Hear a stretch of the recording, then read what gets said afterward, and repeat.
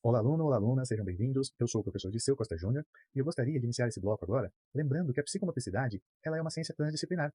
Portanto, é de se esperar que as habilidades psicomotoras, que é com o que o psicomotricista vai realmente trabalhar, né, que elas tenham uma relação direta com as habilidades e capacidades cognitivas e também com as habilidades e capacidades motoras. As habilidades psicomotoras, então, elas vão englobar o corpo humano em movimento, as funções cognitivas, além de também abordar as questões afetivas e as questões sociais. As habilidades psicomotoras, elas vão ali abordar o que fazer e como fazer. E as principais habilidades psicomotoras são a tonicidade, a lateralidade, o equilíbrio, a coordenação motora global e afina e a orientação espaço-temporal. Vamos então agora dar uma olhada em cada uma delas, começando então pela tonicidade. A tonicidade é aquela habilidade que se refere à tensão dos músculos, né, ao tônus muscular. E ela controla duas funções do músculo, que é a contração, quando tem encurtamento do músculo, e o relaxamento, né, quando a gente consegue alongar esse músculo. Então, a tonicidade ela também é muito importante porque ela está relacionada diretamente a outras habilidades psicomotoras, como, por exemplo, ao equilíbrio, né? Afinal, a tonicidade ela é responsável pela postura da pessoa, né? E a postura está diretamente relacionada ao equilíbrio. Ou ainda, a tonicidade ela pode ali intervir no controle tônico de alguns movimentos, e isso vai fazer com que ela haja diretamente na coordenação motora. Além disso, a tonicidade muscular, por diversas vezes, ela é associada a um comportamento psicológico. Então, por exemplo, quando eu quero expressar ali uma coisa mais, né, uma postura mais séria, ou até demonstrar que eu estou bravo, eu utilizo ali expressões pesadas, algumas batidas mais fortes, até a imposição da voz ela fica mais firme, né? E da mesma forma, né, se eu quero demonstrar ali tranquilidade, uma calma, eu vou utilizar então uma voz mais suave, as expressões, né, os meus movimentos faciais vão estar mais a menos, eu vou ter um toque mais leve, certo? Em alguns casos, um problema ele pode fazer com que o tônus muscular seja menor do que o normal, que nós chamamos então de hipotonia, ou que ele seja ainda maior do que o normal, que é conhecido como a hipertonia. Existem duas manobras que são realizadas com o bebê enquanto ele é recém-nascido ainda, que servem para verificar se ele tem hipotonia. Então, a primeira manobra é chamada de manobra do arrasto, né?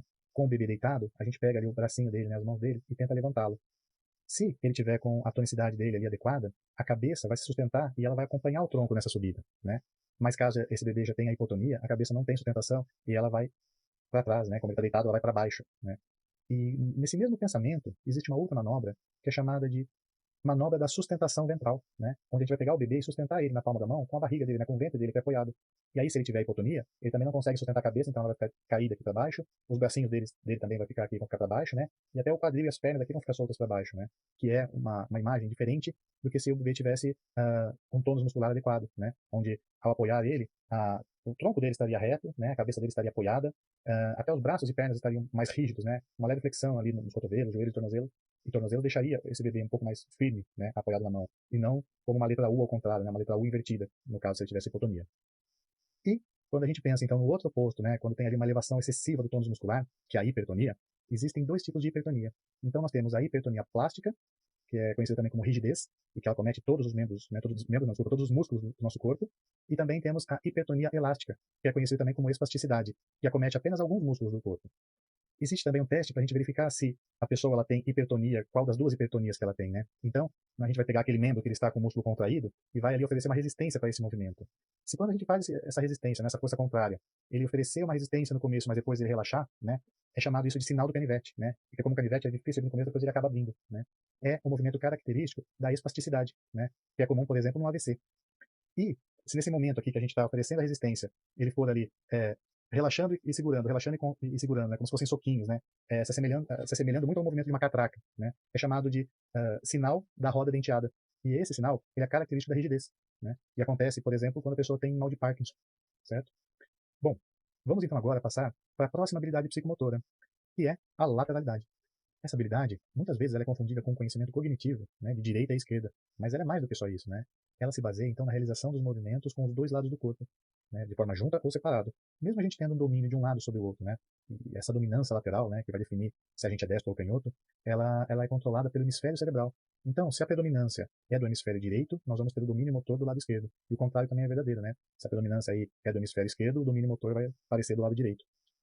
Então, algumas pessoas que não têm, né, um bom desenvolvimento dessa habilidade, elas também vão ter um prejuízo na noção espacial, né? E aí, consequentemente, vão apresentar aí problemas na localização, no direcionamento também, tá? E quando a pessoa, ela usa ali os dois lados do corpo, ela não tem uma predominância, né, para nenhum deles, que a gente chama de ambidestria. Algumas pessoas, inclusive, acham que a pessoa ela tem uma super habilidade quando ela é ambidestra. Na verdade, a ambidestria ela é considerada um transtorno, né, um desequilíbrio do corpo. E ela pode trazer aí alguns problemas lá na frente, como, por exemplo, déficit de atenção, hiperatividade também, certo? E aquelas pessoas que possuem, né, essa habilidade da lateralidade bem desenvolvidas, elas são capazes de realizar alguns movimentos de forma mais harmoniosa, né, utilizando os dois lados do corpo, né. Ela é capaz ali de, por exemplo, carregar uma bandeja com as duas mãos ou realizar um movimento bem eficiente do toque no vôlei, por exemplo, né. Existem, então, dois tipos de equilíbrio, né. O equilíbrio estático, que é aquele quando a gente está parado, também o equilíbrio dinâmico, né, que acontece quando a gente está em movimento. Essa habilidade, ela busca, então, manter a sustentação do nosso corpo em uma base reduzida, né? Enquanto a gente está andando ou enquanto a gente está parado, né? Nossa base, ela é menor que o nosso corpo. E ela usa para isso, então, uma combinação de ações musculares. Essas ações, elas são controladas pela visão e pela própria percepção. E o equilíbrio também, ele é responsável pela nossa posição bípede e, consequentemente, pela forma com que a gente caminha. E o nosso caminhar, ele é baseado numa sequência de equilíbrios e desequilíbrios. A gente consegue falar, né, que nosso corpo está em equilíbrio quando ele é capaz de controlar essas forças externas e essas forças internas, buscando então para a gente, né, a manutenção da nossa postura, né, da nossa posição. Quando a gente está então utilizando o equilíbrio estático, ao mesmo tempo ele vai utilizar ainda a tonicidade e a lateralidade. E quando a gente está falando do equilíbrio dinâmico, além dessas outras duas habilidades, ele ainda vai juntar a coordenação motora e a orientação espaço-temporal. Além das informações da visão e da propriocepção, o equilíbrio também vai utilizar algumas informações vestibulares, né, que nos são passadas, né, por conta do nosso labirinto, que fica no nosso ouvido interno, e elas vão trazer informações referentes ao posicionamento do nosso corpo. E algumas vezes acontece dessas informações divergirem, né, e aí acaba gerando um mal-estar no nosso corpo. Um bom exemplo disso, acho que todo mundo já deve ter ouvido falar, ou já deve inclusive ter presenciado esse fato, é quando a gente está andando no navio, a gente se sente enjoado, né? Então o que acontece? Ao mesmo tempo que eu estou recebendo ali as informações da visão e da própria percepção, dizendo que o meu corpo está parado, o nosso labirinto, ele vai trazer, que é muito mais sensível, né? Ele vai trazer as informações sobre a ondulação do mar, né? Então vai gerar um conflito dessas informações, o que vai acarretar aí no mal-estar, né? No enjoo, né? A pessoa não se sente bem. Bom, passamos então agora para outra habilidade psicomotora. E como o próprio nome já diz, né, essa habilidade ela vai coordenar os movimentos do corpo. A coordenação motora ela pode ser dividida em global e fina. A coordenação motora global, também é conhecida como coordenação motora grossa, são utilizados ali aqueles grandes músculos, né, para a gente tentar fazer ali, realizar os grandes movimentos. E apesar da gente saber da importância da harmonia no movimento, esses são movimentos que não precisam de muita precisão para serem realizados, né? Como exemplo, a gente pode ter aí o movimento do pular. E, de forma diferente, né, oposto à coordenação motora global, a gente vai ter então a coordenação motora fina, que ela sim vai utilizar então pequenos músculos na tentativa de realizar atividades bem específicas, né, usando muito a precisão para conseguir realizar os movimentos aí de uma forma eficiente. Alguns exemplos, né, de coordenação motora fina, por exemplo, o movimento do desenhar, né, do pintar, são movimentos que utilizam a coordenação motora fina. Bom, eu gostaria então agora de passar um desafio de coordenação motora para vocês. Então, sentados, a gente vai fazer um movimento de círculo com a nossa perna direita, só que esse movimento ele tem que ser no sentido do relógio, né, no sentido horário que a gente fala. Sem parar de fazer esse movimento, eu quero que vocês tentem desenhar no ar, assim, o número 6, tá? Mais de uma vez. E aí, conseguiram realizar esse movimento? Tiveram alguma dificuldade para fazê-lo? Bom, eu acredito que a maioria daqueles que conseguiram realizar, pelo menos tiveram um pouco de dificuldade. E essa dificuldade ela acontece porque é a mesma região do cérebro que vai mandar informação para esses músculos realizarem esses movimentos ao mesmo tempo, né? E esses movimentos são movimentos opostos, né? Porque da mesma forma que eu estou ali circulando, girando, né, meu pé no sentido horário, o número 6 a gente desenha ele no sentido anti-horário. E aí pode dar ali uma pequena confusão, né, uma pequena demora para a gente conseguir realizar esse movimento. Mas nada que muito treino a gente não consiga fazer, certo? Bom, passando então para a nossa última habilidade psicomotora, que é a orientação espaço-temporal. Então, na orientação espaço-temporal, a gente vai ser possível a gente perceber, né, que o nome já vai mostrar para a gente que está juntando ali habilidades que são relativas à orientação espacial e também aquelas relativas à orientação temporal. E essa habilidade de orientação espaço-temporal é o que vai permitir que a pessoa se oriente de forma adequada em relação ao tempo e ao espaço, né? A orientação espacial ela é responsável pela nossa noção de direita, esquerda, frente, atrás, acima, abaixo e todas essas outras informações que vão nos orientar em relação ao ambiente. Ou ainda, né, que elas podem se referir à condição de alguém ou de um objeto em relação a outro, né, em determinado ambiente, em determinado local. Já a orientação temporal, ela vai ter como base o entendimento do antes, agora e depois, do manhã, tarde e noite, e também de alguns intervalos de tempo, que podem ser, por exemplo, segundos, minutos, horas e dias, dias e semanas, né? A orientação espaço-temporal, ela é também responsável pela habilidade do ritmo, né? E o ritmo, ele é caracterizado, então, por mudanças de contração e relaxamento relacionados com o tempo, né? E então a gente pode dizer que a pessoa que ela tem essa habilidade de orientação espaço-temporal bem aprimorada, ela consegue perceber bem o seu corpo em relação ao espaço e ao tempo. Bom, com relação às habilidades psicomotoras, era isso que eu queria passar para vocês. Espero que tenham compreendido, apesar de eu ter passado elas de uma forma breve, né, resumida e bem direto. Espero que tenham gostado. Até a próxima. Tchau, tchau.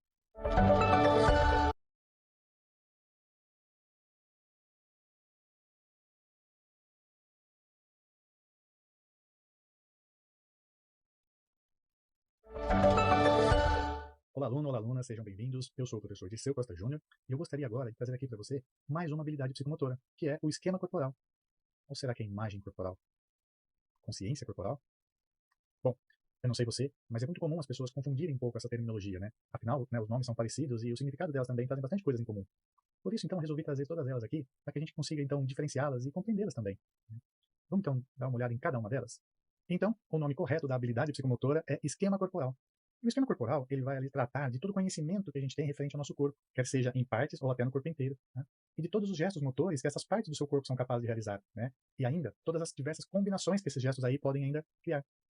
Além disso, também fazem parte desse conhecimento, então, todos os movimentos, com suas diversas possibilidades, as suas funções e também as suas finalidades. Um pesquisador muito famoso, né, chamado Jean Piaget, ele destacou que a construção desse esquema corporal vai passar por 3 fases distintas. E ele chamou as fases de corpo vivido, corpo percebido e corpo representado. E ainda ali associou todas essas fases com uma determinada faixa etária, né? Lembrando que essa faixa etária não é nada absoluto, tá? É uma coisa bem relativa, né? Varia de pessoa para pessoa. Então, o corpo vivido, que acontece ali até por volta dos 3 anos, é aquele momento em que a criança começa a se conhecer e conhecer todo mundo ao redor dela, né? Mesmo porque nessa fase a criança ainda ela se percebe como fazendo parte do meio, né? Como se ela e o ambiente fossem uma coisa só. E esse aprendizado a respeito dela e do mundo acontece por conta da sua interação, das suas vivências, né? Através das suas atividades espontâneas. Bom, a segunda fase é conhecida como corpo percebido, e ela acontece ali por volta dos 3 a 7 anos, mais ou menos. E essa faixa etária, né, nessa fase, que a criança começa a perceber o seu corpo e começar a diferenciar ele do ambiente, né? Então ela começa a separar os dois, que é o momento onde começa então a desenvolver a consciência corporal, né? É o momento onde ela vai conhecer ali o seu corpo, todas as possibilidades, todos os limites que o corpo dela, né, tem. E é nesse período que o corpo dela começa a se tornar um ponto de referência e ela começa a se organizar ali dentro de um espaço e também com relação ao tempo. Já na terceira fase, né, que é o corpo representado, que acontece ali entre os 7 e 12 anos aproximadamente, é que o jovem já consegue projetar o seu corpo, né, como sendo um ponto de referência. Ele consegue projetar esse ponto fora do seu corpo, né, no ambiente.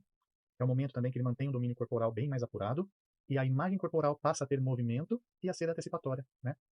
Então, o que é essa imagem corporal? Bom, a imagem corporal, ela é uma representação mental que cada um de nós fazemos do nosso próprio corpo, né? E ela é formada pela percepção e sentimentos que nós temos em relação a ele, tá? E ainda, ela vai receber a influência da nossa afetividade, dos nossos valores e de alguns padrões também determinados pela sociedade.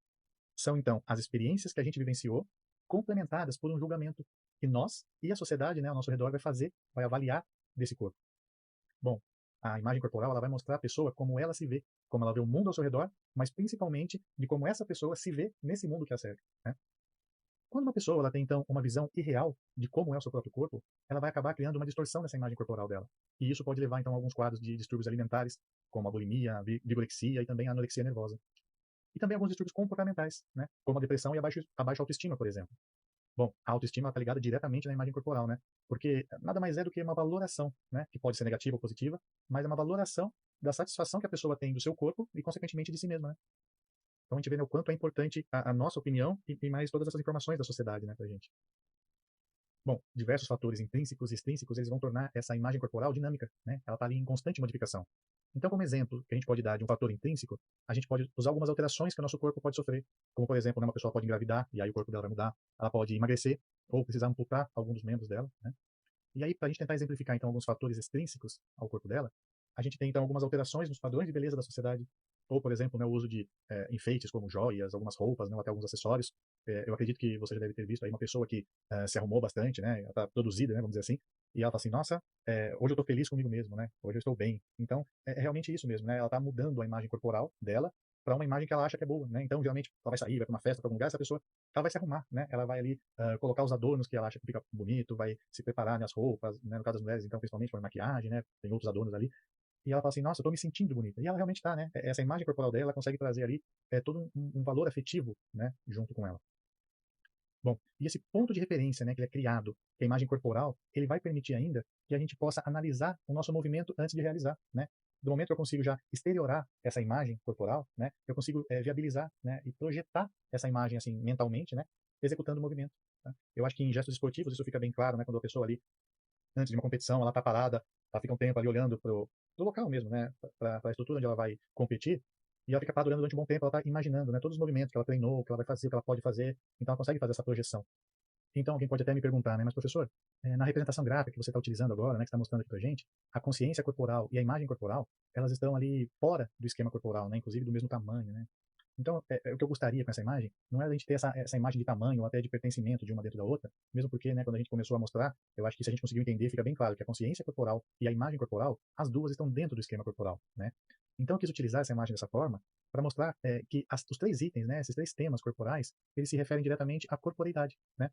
E a corporeidade nada mais é que aquela identificação que a gente vai ter, que vai muito além do corpo biológico, do corpo físico, né? Ela vai associar também a esse corpo todo o caráter social, cultural e histórico, né? Que vão colocar então o ser humano como foco principal, né? Em todas as coisas aqui. Então é uma visão de como esse corpo ele se relaciona com o mundo, de como ele interage com as pessoas. É um corpo complexo, né? Mais completo. Não é ali um pedaço de carne, né? Ele é uma ferramenta que vai fazer a gente conhecer o mundo, né? Interagir com as coisas. Bom, era isso que eu queria passar para vocês, né? Espero que de alguma forma eu tenha conseguido mostrar ali, adiantar, diferenciar pelo menos essas principais palavras aí que a gente acaba tendo dificuldade, acaba se confundindo às vezes, né? Ou que pelo menos eu não tenha bagunçado mais, né? Que eu não tenha confundido mais vocês ali com relação à imagem corporal, ao esquema corporal, à consciência corporal e até a própria corporeidade, né? Bom, vou ficando por aqui. Espero que tenham gostado. Até a próxima. Tchau, tchau.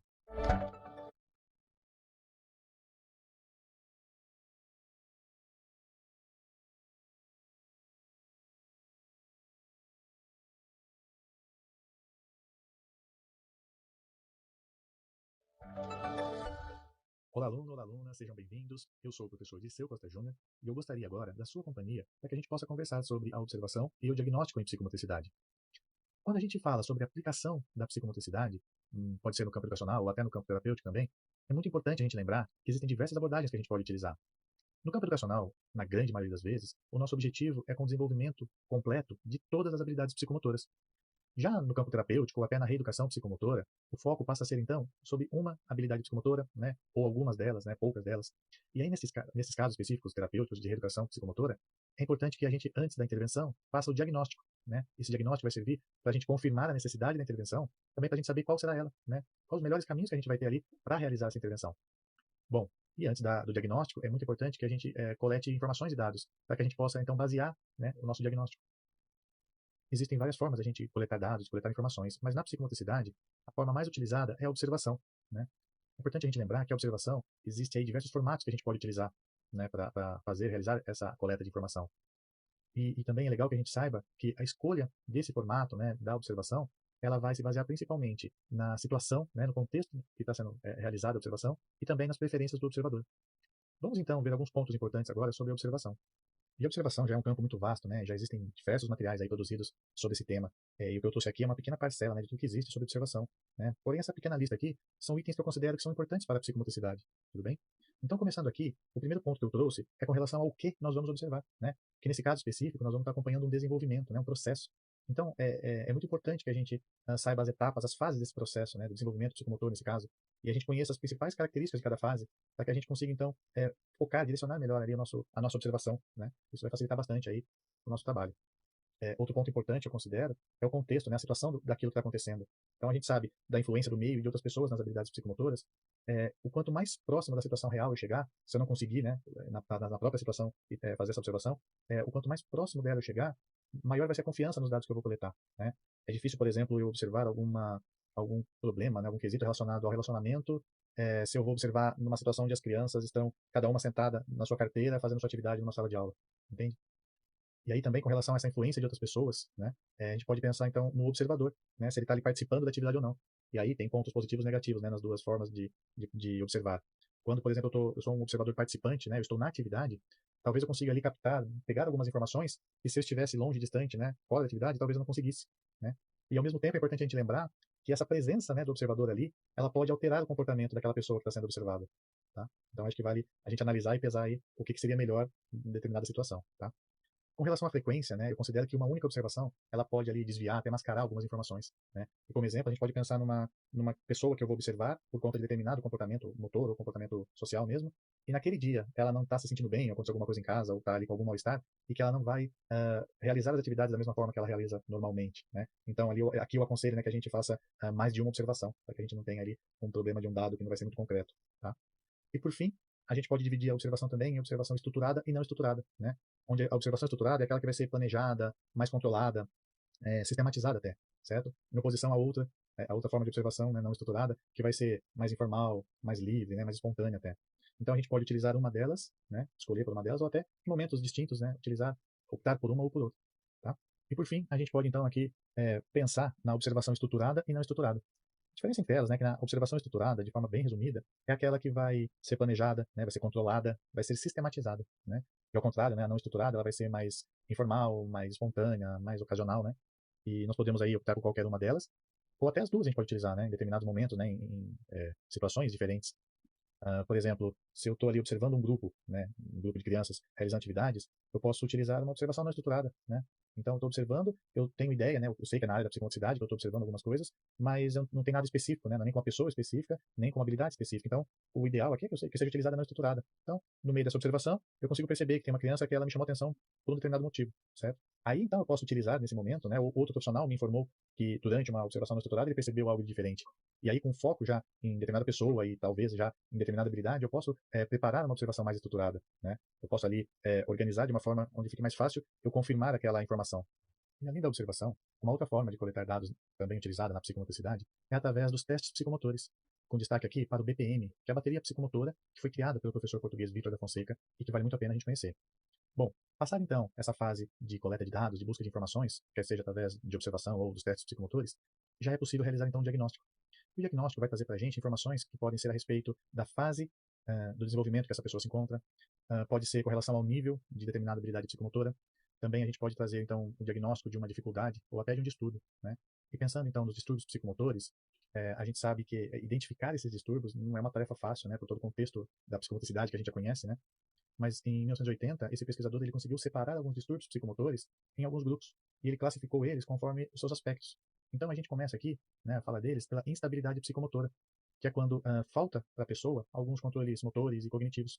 E essa falta desses controles ela vai atrapalhar essa pessoa a se fixar numa tarefa. Né? Como ela não consegue ali se concentrar, se fixar naquela tarefa, ela vai estar todo momento buscando outra atividade para fazer. E essa agitação que ela apresenta muitas vezes é confundida com hiperatividade. Bom, dentre as principais características apresentadas, né, nesse distúrbio, a gente pode destacar aqui, então, que é uma pessoa desajeitada, com falta de coordenação motora, que vai trazer problemas no equilíbrio, que tem uma contração muscular contínua e também uma aparência apática. Dentre as características cognitivas, a gente pode aqui destacar a falta de atenção e de concentração, dificuldades na comunicação, né, na percepção das coisas, na formulação de alguns conceitos. Tá? E acompanhada de todas essas instabilidades motoras e cognitivas, também tem uma instabilidade emocional. Né? E aí, por exemplo, alguns comportamentos que são característicos que a gente pode identificar aqui é a impulsividade, né? Aqueles momentos de explosões que a pessoa tem de repente, e junto com alguns problemas no sono. Né? Então, tudo isso vai levar aí, vai trazer para diversas dificuldades escolares também. Né? Bom, a outra categoria aqui é a debilidade psicomotora. Então, são algumas perturbações motoras que são relacionadas então à parotonia e também à sincinesia. A parotonia ela é uma rigidez muscular que vai aparecer em duas ou em quatro extremidades do corpo, que vai limitar então a movimentação dos braços e mãos, das pernas e pés. Tá? A pessoa então ela não consegue relaxar o músculo por vontade própria. Já na sincinesia, alguns músculos eles vão participar do movimento mesmo quando eles não são necessários. Então, nesse distúrbio é caracterizado por descontinuidade dos movimentos, né, e também de uma imprecisão deles, problemas na linguagem, tremores nos lábios, nas pálpebras e dedos, dificuldades com coordenação motora, né, além daquele comprometimento já na atenção, na afetividade e na intelectualidade. E também é comum aqui alguns hábitos manipuladores, como o fato, né, de enrolar o cabelo ou chupar o dedo, né. E ainda esse distúrbio vai trazer uma sonolência acima do normal, né, e enurese. Juntando todos esses problemas aqui, a pessoa acaba indo para o isolamento social, né, e ela vai apresentar também dificuldades com disciplina e consequentemente, também com a aprendizagem, certo? Bom, com relação aqui então ao terceiro distúrbio, ao terceiro grupo de distúrbios, que é a inibição psicomotora, a gente pode perceber ela quando falta movimento ou quando ele é inibido. Né? Ele vai então apresentar praticamente as mesmas características da debilidade psicomotora, mas vai acrescentar ainda a ansiedade constante. Então aqui é possível a gente ver a pessoa com a cabeça baixa, com as sobrancelhas franzidas e atrelado, né, diversos problemas de conduta aqui. E diferente de outros tipos, né, de distúrbios, as pessoas que têm a inibição psicomotora, elas gostam de situações novas e também de trabalhar em grupos. Bom, o outro grupo aqui ficou com a lateralidade cruzada, que vai aparecer quando a dominância dos olhos, ouvido, pés e mãos, elas não vão ter o mesmo lado do corpo, né? E isso vai levar então a uma deformação no esquema corporal.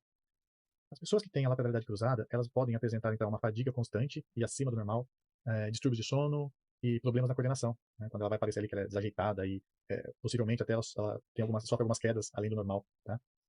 Também pode levar a problemas na linguagem e toda essa intranquilidade aí ainda vai comprometer a leitura e a escrita dela. E por fim, nós chegamos então no grupo das imperícias, né? Quando a pessoa possui uma inteligência normal, embora ela vai apresentar ali uma frustração por não conseguir realizar algumas atividades, principalmente que envolvam ali a coordenação motora fina.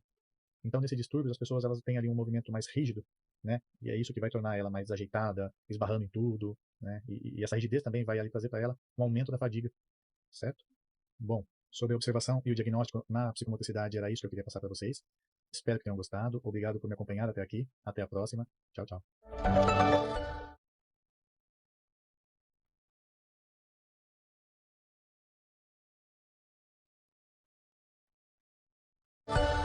Olá, aluno, olá, aluna, sejam bem-vindos. Eu sou o professor Giseu Costa Júnior e eu gostaria agora de fazer uma nova proposta para você. Vamos dessa vez, então, utilizar o conhecimento teórico, né, todos os conteúdos que a gente já viu, para a gente conseguir refletir um pouquinho mais sobre a prática, só que dessa vez em cima de um caso prático, né, de um caso que realmente aconteceu. Bom, vamos lá então. O caso é o seguinte: numa escola particular de ensino fundamental, né, às vésperas ali do momento de reunião de pais, né, de pais e professores, um professor corre até o outro professor, né, pedindo ajuda, né, pedindo seu auxílio, porque esse colega dele ele conhece muito mais de psicomotricidade do que o professor que está precisando de ajuda. E ele traz o seguinte problema, né? Ele fala assim, ó, eu tenho a suspeita que o meu aluno ele tem um déficit, né? Uma deficiência ali, numa habilidade psicomotora, né? Recentemente, eu pedi para que ele fizesse um desenho, né? Para que todos fizessem um desenho do próprio corpo, e ele foi a única pessoa que não conseguiu realizar esse desenho, né? O desenho de si mesmo. E já numa outra oportunidade lá atrás, durante uma atividade que a gente estava fazendo, né, que tinha que passar um barbante por dentro de uma placa de papelão com vários furos, né? Simulando então ali quando você coloca o cadarço nos buraquinhos do tênis, ele também não conseguiu realizar essa atividade. Então, você que conhece mais essa área, você acha que esse problema que esse garoto tem, ele é de coordenação motora ou é ligado à noção, né, orientação espaço-temporal? Bom, esse foi o caso, né, que aconteceu e esse professor foi pedir ajuda para o outro. Agora, então, vamos imaginar que a gente está no lugar desse colega, né, desse professor que está desesperado ali pedindo sua ajuda, já que você conhece mais de psicomotricidade no caso. Qual resposta você daria para ele? A resposta A, que é coordenação motora, ou a resposta B, orientação espaço-temporal? Vamos ver então aqui quem acertou?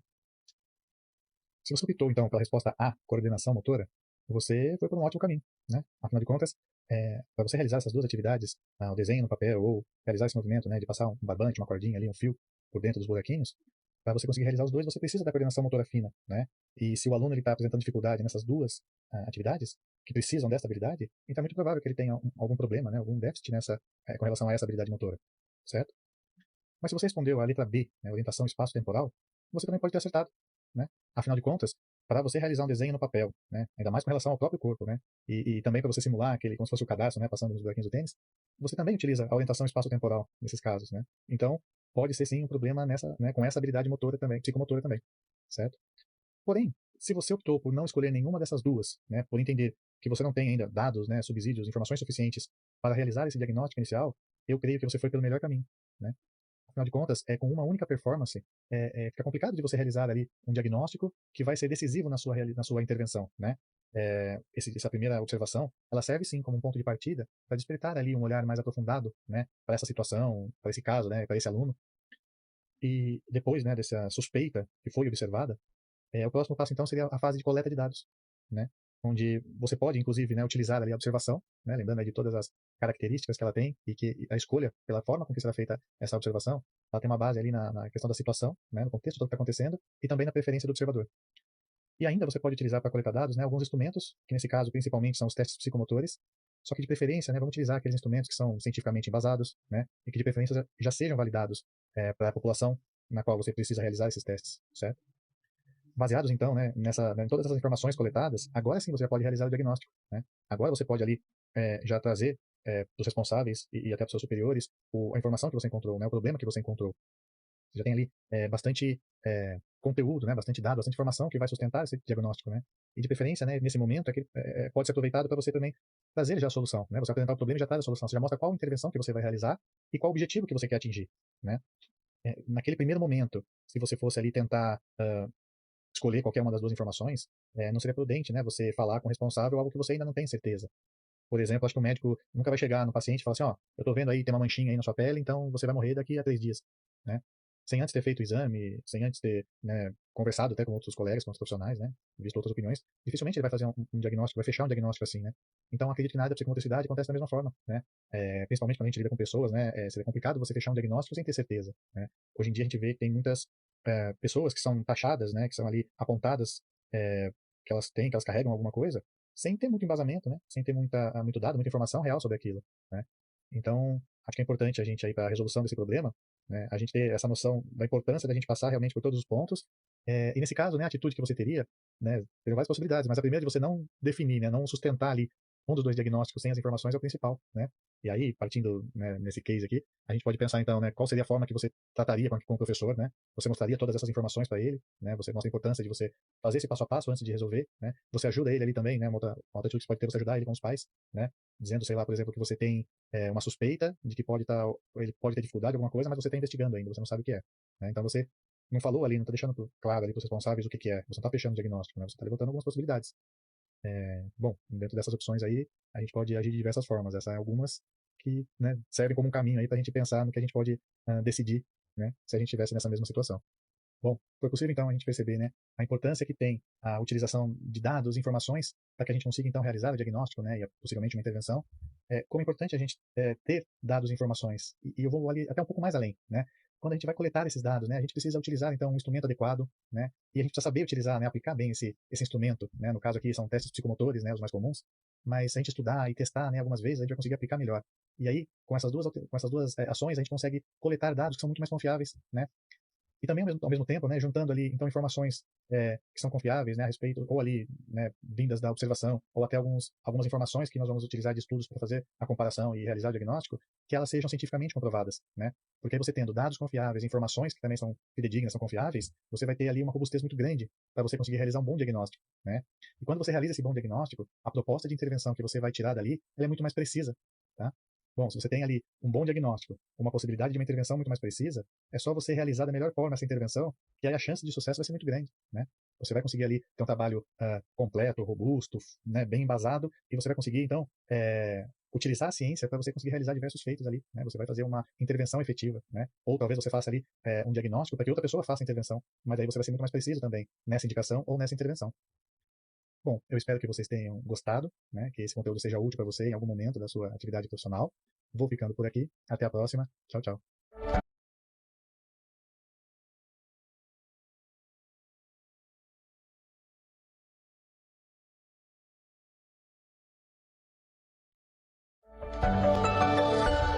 Olá, aluno, olá, aluna, sejam bem-vindos. Eu sou o professor Dirceu Costa Júnior. Chegou então aquele momento onde eu trago algumas referências, né, alguns conteúdos que, além de eu apreciá-los, eu ainda acredito que eles possam servir para vocês para acrescentar um pouco mais no conteúdo que vocês já tiveram, né?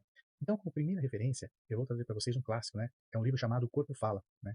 É um livro que ele foi escrito ali no começo da década de 80 e ele é muito utilizado por diversas áreas aí, como a psicologia, na educação física e diversas outras áreas que têm como base a linguagem. É um livro assim muito rico em informações e detalhes e que ele serviu de base, né, para vários outros autores aí continuarem a conversar sobre essa comunicação não verbal. Bom, é um clássico, eu acho que é fundamental que todos leiam. Fica essa dica então. Pensando então numa segunda indicação, eu vou trazer para vocês um artigo que foi escrito em 2021. O título dele é A Utilização de Testes Psicomotores nas Aulas de Educação Física na Educação Infantil, uma experiência em Sobral, Ceará. Então, nesse artigo, a gente pode ver aí que os autores eles aplicaram alguns testes de psicomotricidade com a finalidade ali, com a intenção de mapear toda a realidade de um determinado local. E aí é legal a gente perceber que aí com esses dados que eles conseguiram aplicando esses testes e aí unindo eles, né, juntando com o conhecimento de todas as habilidades que são necessárias para a aprendizagem, eles conseguem aí tirar diversos direcionamentos, né, para que sejam realizadas então algumas intervenções que precisam ser realizadas, né, e conseguem ainda, além de tudo, né, justificar, né, de forma bem embasada a importância do trabalho de um profissional da psicomotricidade. É bem interessante, né? A gente vê como ele consegue trazer tamanho embasamento apoiados, então, em conhecimento teórico e em alguns dados de pesquisa, né? É bem interessante também esse artigo. E no final, eu gostaria de trazer aqui então a última indicação, né, a dica de um filme, é um filme que foi lançado em 2017 e na sua versão, né, em português ele é intitulado O Mínimo para Viver. Esse filme ele vai trazer aí a história de uma jovem garota que ela tem anorexia. Então ela vai apresentar ali diversos problemas, né, que são ali atribuídos, né, atrelados a essa doença, a esse distúrbio, né? Vai trazer também ali as relações que ela tem com outras pessoas e a relação dela com a doença, e até de algumas outras pessoas com essa doença, né? Então, quando ela começa a apresentar aquele monte de dificuldades que ela vem tendo por conta da anorexia, surgem diversas situações que vai assim, permitir que a gente reflita sobre a relação com o corpo, né? E aí os diversos fatores cognitivos e fatores sociais que vão influenciar direta e indiretamente essa condição, né? Esse filme ele não é um documentário, né? Ele é um drama e ele vai trazer diversos pontos mesmo da doença, da anorexia, que realmente são reais e com diversas situações que podem também ser reais, né? De uma forma até pesada em alguns momentos. De qualquer forma, acho que é um filme que é válido ali para a gente apreciar e também para a gente conseguir refletir sobre diversas situações e relações do corpo. Bom, eram essas as dicas que eu queria passar para vocês. Espero que vocês consigam curtir, né, que possam aprender com elas. Vou ficando por aqui. Tchau, tchau.